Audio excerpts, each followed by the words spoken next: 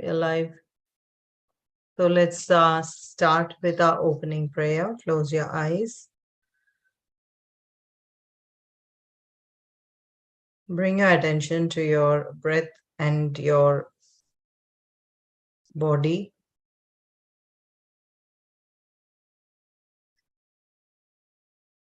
Once your attention is placed, take a deep breath in and let's say Om 3 times. Om.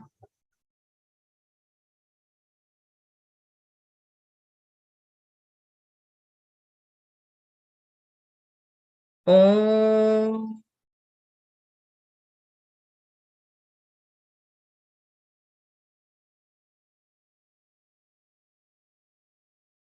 Om.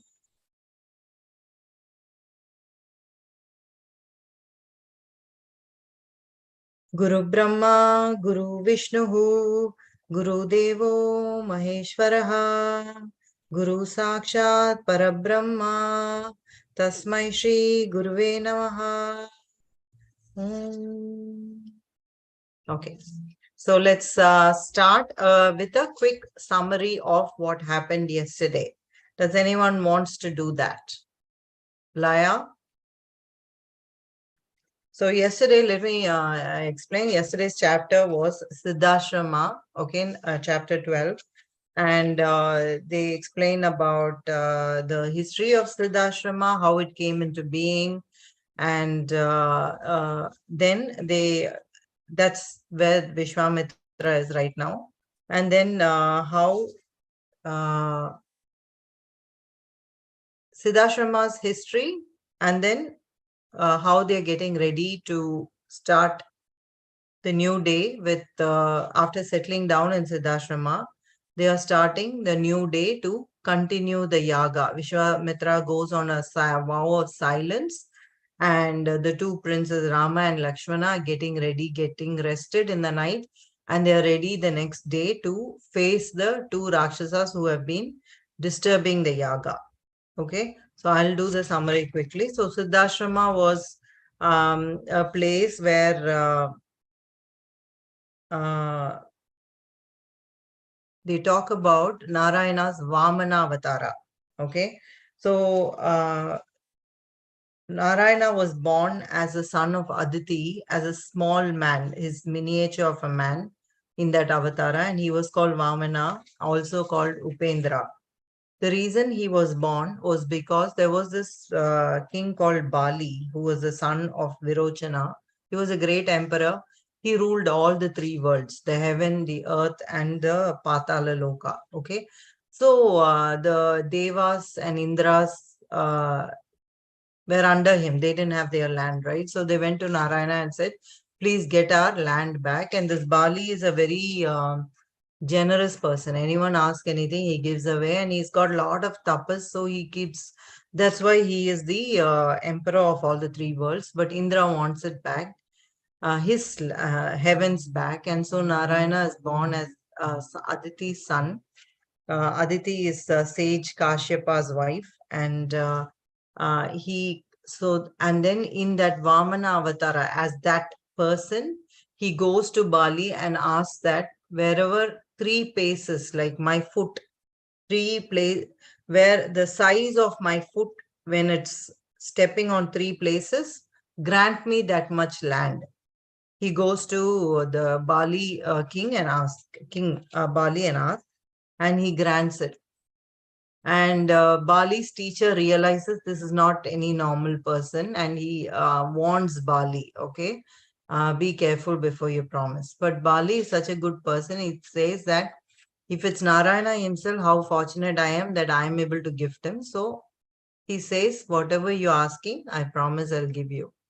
And then the minute he says that, Narayana assumes Vishwarupa. That means he assumes his huge, the size of the universe. Vishwa means universe, Rupa is form. So his form, where everything is inside him, the planets and the suns and the moons and the galaxies and everything is inside him. That big he becomes. So his one foot is on earth, one is on the heaven. So Indra gets his land back. Okay, so that is in short about Siddhashrama, and that place where this happened, is Siddhashrama now, and it has such a good energy and such a good vibe that Rama picks it up immediately when they exit from Tataka and enters Siddhashrama. He's able to feel that positive vibe and about Siddhashrama, and he asks, and that's how Vishwamitra explained to him the story. Now, after that, they settle down, they sleep in the night, and then next day morning, the two princes are ready, and their Vishwamitra starts his puja, and it is for 7 days. So, for all 7 days or 6 days was it? Okay. So till the last day, there was no problem. And then the last day, these two Rakshasas came not in their Maya, like they were not invisible. They came in their form, thinking who's going to do anything to us. So they were so overconfident. They came and then they got killed by Rama and Lakshmana. And Rama used all the astras that Vishwamitra gave him. Like he used the weapon of air, water, and land and vanquished them. Okay, that's the summary of what happened yesterday. Now, continuing on. When the night had passed, and when the sun's rim brightened, the eastern sky, they rose up from their sleep. They went to their Guru Vishwamitra, who was surrounded by a crowd of rishis. Everyone was looking radiant since the yaga, which at a time seemed an almost impossible task to have been taken up, had been completed with the help of the young princes from Ayodhya. As soon as they saw the young men, they all blessed them in unison with the words Jai Vijayi Bhava. May you be ever victorious. Vishwamitra sat with a gentle smile on his lips. Rama spoke to him in a respectful and soft voice. He said, We are here waiting for further commands from you. Please, Lord, tell us what we should do now. Vishwamitra said, In Mithila, King Janaka is performing a yaga. Okay, just listen the place names and the king's name. Okay. In Mithila, King Janaka is performing a yaga. He is a very righteous king, a Rajarshi. We are all going to Mithila, and I would like you to come with us. There is something in Mithila which will interest princes like you.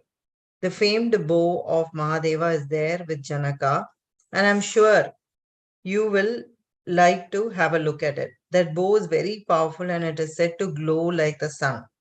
It was given to the ancestors of Janaka during the performance of a yaga. It is also well known that no Deva, nor an Asura, nor a Gandharva, or a man has been able to lift and string the divine bow. Many were the kings and princes who tried to, but they failed miserably. You must see this bow, Rama. It is a wonderful bow. It is placed in the palace of the king and is worshipped with flowers and incense every day. We will soon begin our journey to Mithila. Okay, quick question. So where are they going? What country is Vishwamitra wants the Mithila. good? And who is the king of Mithila? Unmute and speak. Janak. Janaka. Good. So now what are they going to see in Mithila? What does Janaka have? A bow. And what's special about the bow? N- uh, um, no one can lift it, and it was given in war. It Not was war. given. It was given during a prayer. Okay, and whose Oh, bow is it?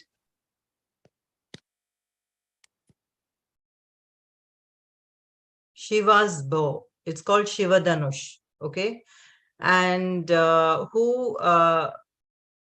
um, how did Janaka get that bow?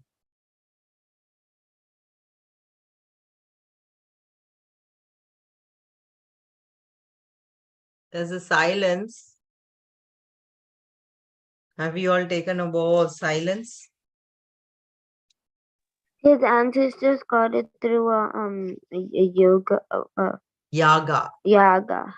Okay, very good. So Janaka's ancestors had got it, and many people have tried to lift it and string it, but nobody can do it. So he's saying, let's go and have a look at it. So now we have come into chapter 14 to Mithila. Vishwamitra addressed the demigods who guarded the ashrama and the forest. I have completed what I had undertaken. The Siddhashrama has retained her name. After visiting Mithila, I will proceed towards Himavan, the mountain where the sacred Ganga has a source. I wish you well, and this place will always be a blessed spot. Accompanied by the rishis and by Rama and Lakshmana, the sage Vishwamitra made a pradakshina to the ashrama and began his journey towards the north. Several people followed them, even the birds and deer which were living in the ashrama. With gentle, persuasive words, Vishwamitra coaxed them back and proceeded with the journey. After covering a considerable distance, when the sun was sloping westwards, they reached the banks of the river Sona and remained there. They sat around Vishwamitra when they found a charming spot to relax. Rama, with his brother, sat very near the rishi. He asked Vishwamitra, "This country is beautiful. I see nothing but green everywhere, and evidently it is a very fertile and fruitful land. Tell me, whom does it belong to?" Vishwamitra only too eager to answer his question. He said, Lord Brahma had a son by name Kusa. He was a great tapaswin and he married the daughter of the king of Videha. And 4 sons were born to him. Kushamba, Kushanaba, Adur, Adurtarajas, and Vasu. All of them were valiant like their father and equally righteous. The king asked his sons to follow the dharma of Kshatriyas and to rule the world. They founded 4 cities. Each ruled one. Kushamba city went by the name Kaushambi. Kushanaba city was Mahodaya. Adurtarajas named his city Dharmaranya. And Vasu was the ruler of the city by name Giribraja. So lots of information, a lot of history is telling about this place, this beautiful place near River Sona. They have walked and come near this place, River Sona, and they're resting there.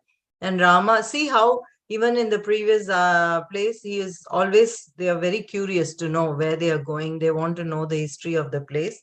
And Vishwamitra is happily explaining to them. So he's telling all the previous people who ruled this place and which family they belong to. So they're talking about this king.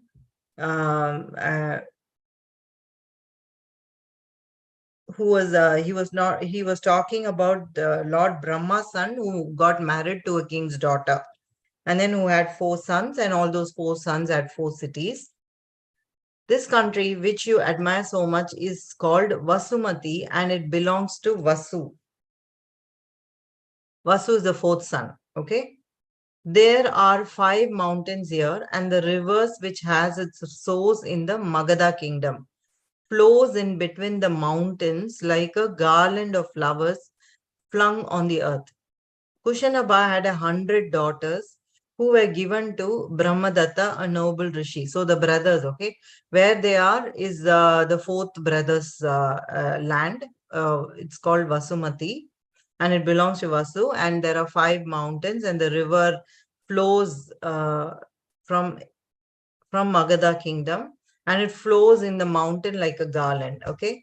Now Kushanaba is talking about the other brother, had 100 daughters who were given to Brahmadatta, a noble rishi. The king was desirous of a son, and he asked Brahmadatta to perform a yaga for him. During the performance of the yaga, Kusa, the father of Kushanaba, said, "Do not worry, you will be the father of a son by name Gadi. Because of him, your name will be famed throughout the world." After some time, a son was born to Kushanaba, and his name was Gadi. Rama, Gadi was my father. Now Vishwamitra is telling about his father's story. So, 4 sons of Let's revise this. Okay, repeat this. 4 sons of Lord Brahma's son. His name was Kusa, who was married to a daughter of King Videha. They had 4 children, and where they are right now is a 4th child's land. Then he's talking about Kushanaba, who is the second son. He had 100 daughters, but no son. So his 100 daughters were married to this sage called Brahmadatta. And he asked Brahmadatta to perform a prayer so that he can have a son. That time Kusa, his own father, comes and says, look, you're going to have a son for sure. And his name is going to be Gadi. And because of him, your name will get fame in this world. Okay. So now Kushanaba's son's son is Visvamitra. So Visvamitra is saying, Gadi was my father. So Vishwamitra's father was someone who was very, very valiant and famous and got good name for his own father. So my elder sister was Satyavati, and she was given in marriage to a saintly man by name Richaka. Now Gadi has had Vishwamitra and also Vishwamitra. So he also had a daughter. So Vishwamitra had an elder sister. Her name was Satyavati, and she was given in marriage to a man by name Richaka. She was so pure and so good that she reached the heavens with the human body. She became a sacred river by name Kaushiki. So this is Vishwamitra's sister story. She was so pure and good. So when a human body does not leave earth, right? Only the spirit moves upwards. But he's saying she was so pure, she was able to go to heavens with a human body. And she became a river called Kaushiki. This pure woman, my sister, was born into this world only to do good to others. This is the reason why I spend all my time on the banks of Kaushiki in the Himavan mountains. Himavan is the Himalaya mountains. Okay, that's where the Ganges is. And Ganges river has like so many hundreds of rivers come together and becomes river Ganga. Okay, so one of those rivers is Kaushiki, and because it's a sister, Vishwamitra likes to spend a lot of his time by in the banks of Kaushiki. While I'm there, unbelievable peace unfolds me, and I'm extremely happy. Because I had a duty to perform, I left the banks of that pure river and came down south, where they were Siddhashrama. I came to Siddhashrama, and with your assistance, I was able to achieve what I had set out to do.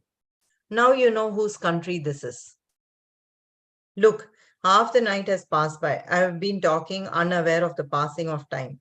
The trees have gone to sleep, perhaps. Even a leaf does not move. So still is the night. Animals and birds have covered themselves with this dark night and have gone to sleep. The first half of the night is gradually disappearing, and the sky, studded with the myriad stars, seems to have 1,000 eyes with which to look at us. The moon is just now brightening the east, and his soft rays will soon embrace the world and banish the enveloping darkness. Only the night birds, the pishachas, rakshasas, and bhutas are making use of the darkness. You must sleep now, children. We must continue the journey tomorrow. We will set about it early in the morning. That is the end of chapter 14. Okay, so we'll stop there. Tomorrow is chapter 15, Ganga, it's called. So quiz time. Who's the father of Vishwamitra? Only if you've really heard well, you will be able to tell me. Who's the father of Vishwamitra? Gadi. Ganga. Gadi is the right answer. And who is the sister of Vishwamitra?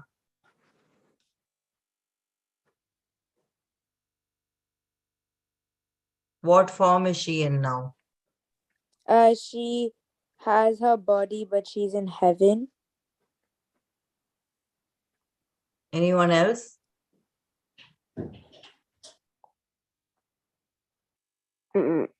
Not sure. She's in the form of a river now. She's River Kaushiki. Okay, that's why Vishwamitra is spending his time mostly on the rivers of Kaushik. Okay, Who can tell me what is the name of Gadi's? How many sisters does Gadi have? 100. 100. Okay, good. Because that was something very exaggerated kind of fact, right? So it Out stands of the ordinary. out of the ordinary. That's the right word. So, do you know the name of Gadi's father? It's a bit difficult. Kushanaba. Okay. So, how many brothers were Kushanaba born with? 5. Four. 4. Four. Well, Four is the 3. right answer. Very good. So, where are they sitting and talking? In which brother's country are they sitting and talking? Gada. Anyone else? Okay. The fourth brother, Vasu, and the country is called Vasumati. Okay. So the 4 children are children of who? Brahma. They are Brahma's grandchildren. Brahma's son is Kusa. Kusa's children are these 4 people. And their son is Gadi, and Gadi's son is Visvamitra. Oh my God. Right? You've learned like 4 generations before Visvamitra. And make sense? Okay. So one more question. What can I ask you? What is Himavan otherwise known as? Himavan Mount. Himalaya mountains. Himalaya. Himalayas. Excellent. I think we will stop there today. No. Tomorrow is chapter 15, Ganga. Okay. So close your eyes. Om. Om. Om.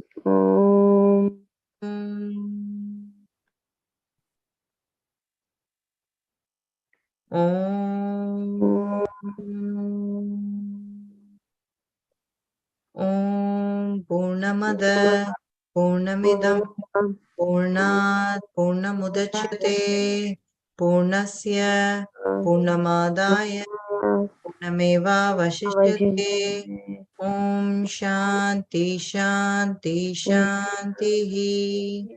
One day I'll explain the meaning of this Purnamada Purnamidam, okay? Guru Brahma, I think it's quite easy, but we'll do that.